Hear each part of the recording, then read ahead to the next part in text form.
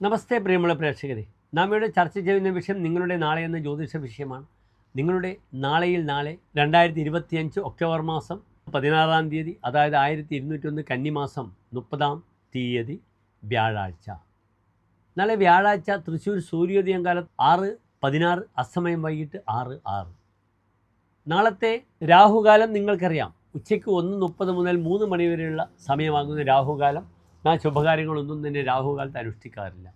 നാളത്തെ തിഥി കാലത്ത് 10:30 വരെ ദശമി തിഥി, കറുത്തപക്ഷത്തിലെ ദശമി തിഥിയും 10:30 കഴിഞ്ഞാൽ ഏകാദശി തിഥിയുമാകുന്നു. ഏകാദശിക്ക് വളരെയധികം പ്രാധാന്യമുണ്ട്. കറുത്തപക്ഷത്തിലെ ഏകാദശി കൃഷ്ണനുമായി അഭേദ്യമായി ബന്ധമുള്ള ദിനമാണെന്ന് എൻ്റെ പ്രിയപ്പെട്ട പ്രേക്ഷകർ അറിയണം. ഗുരുവായൂർ ഏകാദശി വളരെ പ്രസിദ്ധമാണ്. നാളെ പകൽ 12:45 വരെ ആയില്യം നക്ഷത്രവും അതിനുശേഷം മകൻ നക്ഷത്രവുമാകുന്നു. പക്ഷേ ആയില്യം നക്ഷത്രത്തിൽ നാം വിശേഷിച്ച് ശുഭകാര്യങ്ങളൊന്നും തന്നെ അനുഷ്ഠിക്കാറില്ല. അതുകൊണ്ട് തന്നെ പ്രിയപ്പെട്ട പ്രേക്ഷകർക്ക് വലിയ മുഹൂർത്തങ്ങളൊന്നും ഞാൻ നൽകുന്നില്ല നാളത്തെ ദിനം.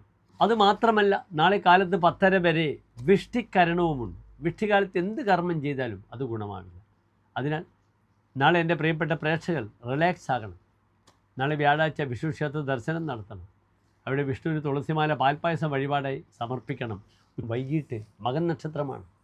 സർപ്പവുമായി അഭേദ്യമായ ബന്ധമുള്ള നക്ഷത്രമാണ്. അശ്വതി മകം മൂലം. അപ്രകാരം തന്നെ ഈ നക്ഷത്രത്തിൻ്റെ അധിപനായ ഗ്രഹം കേതുവായത് കൊണ്ടാണ് അശ്വതി മകം മൂലം. കേതുവിൻ്റെ ശിരസ്സായ രാഹുവിൻ്റെ നക്ഷത്രങ്ങളാണ് തിരുവാതിര, ചോതിച്ചതയും. അതിനാൽ നാളെ എൻ്റെ പ്രിയപ്പെട്ട പ്രേക്ഷകർക്ക് സർപ്പക്ഷേത്ര ദർശനം, അവിടെ ആയില്യപൂജ, സർപ്പബലി, അല്ലെങ്കിൽ നാഗങ്ങൾക്ക് നവഗ്രഹത്തിൽ രാഹുകേതു അർച്ചന ഒക്കെ തന്നെ വഴിപാടായി സമർപ്പിക്കാവുന്നതാണ്.